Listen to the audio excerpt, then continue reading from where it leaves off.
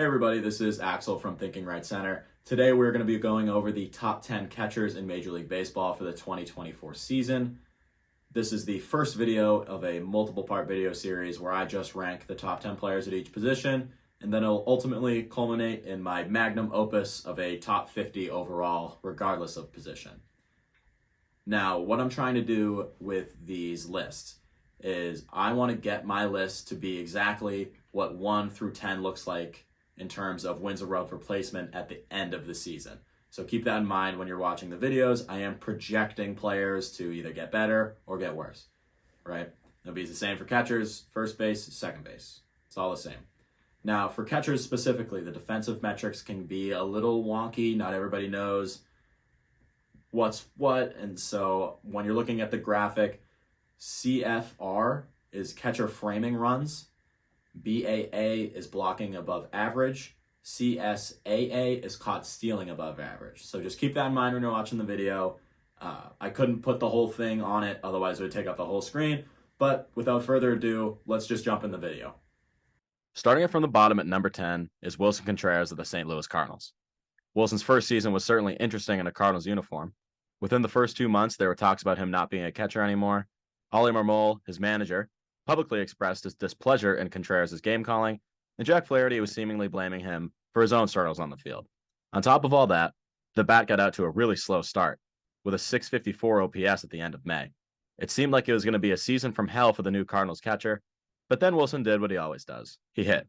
After the All-Star break, he posted a .959 OPS, and at the end of the season, he was rocking a .127 WRC+, which is tied for second among catchers with over 400 plate appearances. He only put up a 2.4 F-WAR due to his lackluster defense, particularly in the framing department, but Wilson can still really hit, and I don't expect him to slow down in 2024, which is why he finds himself at number 10. Number 9 is 24-year-old Gabriel Moreno of the Arizona Diamondbacks. After being traded over to Arizona from the Blue Jays in the Dalton Varsho trade last offseason, Moreno put together a very solid rookie year and proved that he's one of the better defenders in the bigs by winning his first Gold Glove. Moreno was the best at throwing out base runners according to Baseball Savant's caught stealing above average with 9. The second best in this category was only 6. He was also in the 94th percentile in blocking and was league average in framing. He paired his Gold Glove with the WRC+ just slightly above league average at 103. But what's even more encouraging is that he posted an .894 OPS and hit .313 in the second half, with 5 of his 7 regular season home runs coming in the second half as well. He was able to parlay that into 4 postseason home runs and was a huge reason why the D-backs made a trip to the World Series. If the power sees a tick up for Gabby Moreno, then look out. I could be ranking him in the top 5 next season.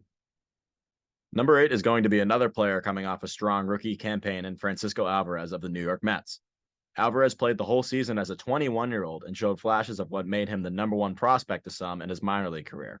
He hit 25 home runs, but unfortunately only hit 209 with a sub 300 on base, which led to a slightly below league average WRC+ at 97.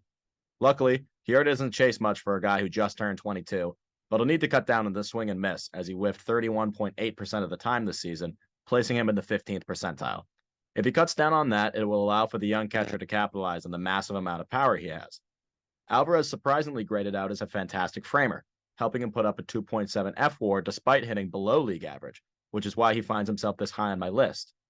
If the swing and miss concerns are even toned down slightly, then I expect Alvarez to hit 30 home runs while providing above league average defense. At worst, Alvarez will just have a copy of this past season, which placed him 9th in F-WAR among catchers, meaning there's just no way he isn't a top 10 catcher with the upside of being in the top 5. Coming in at number 7 is World Series champion Jonah Heim. Jonah Heim is coming off a career season for the Rangers. He is one of the best framers in the league, as well as one of the best at throwing out base stealers. This combination allowed him to win the Gold Glove in the American League. On top of the Gold Glove, he posted a WRC+ of 103, just slightly above league average. His expected stats exactly matched the actual stats, meaning there's no luck to regress to here. Heim just doesn't do anything bad and feels like a player who has really figured himself out over the past couple seasons. He had the 6th highest F-WAR for catchers with a 4.1, and I just don't see any reason why he wouldn't do it again. There's nothing really to project here like the last 2 players. He's going to be an elite defensive catcher who's going to hover right around league average with the bat. That's a damn good player. The 7th best catcher in baseball, actually. I really like Heim, and you should too. Put some respect on his name. Speaking of guys that deserve some more respect in their name, the big dumper Cal Raleigh of the Seattle Mariners is coming in at number 6. He's another guy where there's not really much to project or dream on. It's no mystery as to what kind of player he is. He's going to strike out a lot, walk a lot, and he's going to hit a lot of home runs. As much of a three true outcome guy as you'll find in the majors, as 43% of his plate appearances ended with the ball not being put in play. But he is a damn good three true outcome player. Your dad may hate the way he plays, but there's a lot to love about Kyle Raleigh's bat, as he's hit 57 home runs in the past 2 seasons and posted a 111 WRC plus last season, which places him 6th among catchers with at least 400 plate appearances. But where Raleigh really shines is the defense. He's a below average blocker, but more than makes up for it, as he's in the 85th percentile in framing and 87th percentile in caught stealing above average. Much like Heim, Raleigh probably is what he is at this point at age 27. But if being what he is means he's going to post an F4 of 4.7, then he's more deserving at this spot at number 6. The Brewers catching lab has done it again with Willson Contreras at number 5. Contreras came over as part of that 3-team deal involving Sean Murphy, and the Brewers were able to pick up Wilson's younger brother, William, who certainly had an above-average bat, as he made the All-Star team in Atlanta primarily playing DH. But many people were wondering if he could even be a catcher. He certainly proved those people wrong. He ranked in the 93rd percentile of framing and the 85th percentile of blocking. These miraculous improvements behind the plate, paired with his 124 WRC plus, allowed him to accumulate a 5.4 F4 this season, which led all catchers. Yes, Willson Contreras had the most F4 by any catcher last season, and I might be even doing him a disservice by ranking him number 5, but I'd like to see him do it again before I shove him further up the list. Regardless, the Brewers have themselves a top 10 catcher for the foreseeable future and made out great in their end of the trade last offseason. The former best catcher in baseball finds himself in the 4th spot in JT Realmuto of the Phillies. JT is coming off his worst season in a very long time. In fact, his 1.5 F4 was the lowest of his career since all the way back in 2015, when he was just a rookie with the Marlins.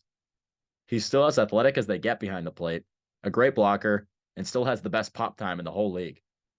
However, his very poor framing this season really hurt his value. But he's historically been well above average, or at least average in that area, so I kind of expect that to bounce back, as framing stats can be very cyclical. We also saw him struggle with the stick, but not so bad that I'm ruling out a bounce back for that as well, as he posted a 102 WRC+. Last season was certainly disappointing, but for the former best catcher, who's just 1 year removed from a 6.5 F4 season, I just can't drop him any lower than here at number 4. Coming in at number 3, who could also easily be number 2, is Will Smith, the baseball player. I mean, out of the baseball players named Will Smith, he's the guy that catches for the Dodgers. And the Will Smith that catches for the Dodgers is just a really good hitter.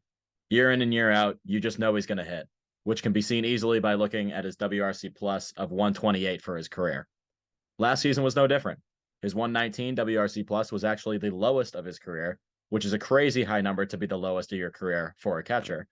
And he's also worked very hard to become a league average defensive catcher, as well as a plus base runner, not something very many catchers can say. Both the defense and the base running greatly enhance his value and allowed him to put up a 4.4 F4 last season, only 0.2 off his career high, despite the worst offensive season of his career. Of course, worse still being used very relative here.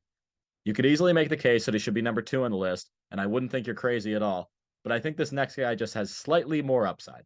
Sean Murphy of the Atlanta Braves is slotting in here at number 2. Murphy is an elite defensive catcher, maybe the best in the bigs. He was the best blocker in the league this past season, in the 92nd percentile in framing, and the 84th percentile in throwing runners out. By every metric, this guy's just fantastic behind the plate, and he was able to pair it with the highest WRC plus by a catcher with more than 400 plate appearances with 129. He hits the ball as hard as anyone and walked an 11.2% rate, which is in the 82nd percentile. Murphy had a monster first half of the season, posting a 999 OPS, but really fell off towards the end, posting a 585 OPS in 41 games over the second half. However, he was getting extremely unlucky in the second half, as he had a batting average of balls in play of 182. For reference, league average is normally right around 300. His expected stats back this up too, as he way underperformed his expected stats on the season as a whole. I think the upside of Murphy is just too spectacular to not have him right here at number 2. Coming in at number 1 is Red Sox catcher Connor Wong. Nah, I'm just kidding. Of course it's Adley Rutschmann of the Baltimore Orioles. He's just about perfect. He's handsome, still only 25, and he's just going to keep getting better and better. He has a great eye, as he walked 13.4% of the time and only struck out 14.7% of the time. Pair that with the 20-homer power, which I expect to be more like 25, and you have an elite hitter, a hitter who put up a 127 WRC+. He's also elite defensively. ranking as a well above average catcher in all the defensive metrics. And he's lauded for his work with the Orioles pitching staff, as well as just the general aura he brings to the game. Pair all this and you have a 5.1 F-WAR season. And people were actually disappointed a little bit in Adley last year, and he still gave you a 5-WAR season. I'd be prepared for an MVP caliber season from Adley in his third season, which is why you'll find him here very comfortably at number 1. And there it is. That is the definitive top 10 catchers in Major League Baseball for the year 2024. Please feel free to let me know how much of a moron I am in the comments below. Maybe even dislike the video if you'd like. But if you actually did like it and you actually agreed with it, please still comment and please still like it because I want the YouTube algorithm to like me. Thanks, guys.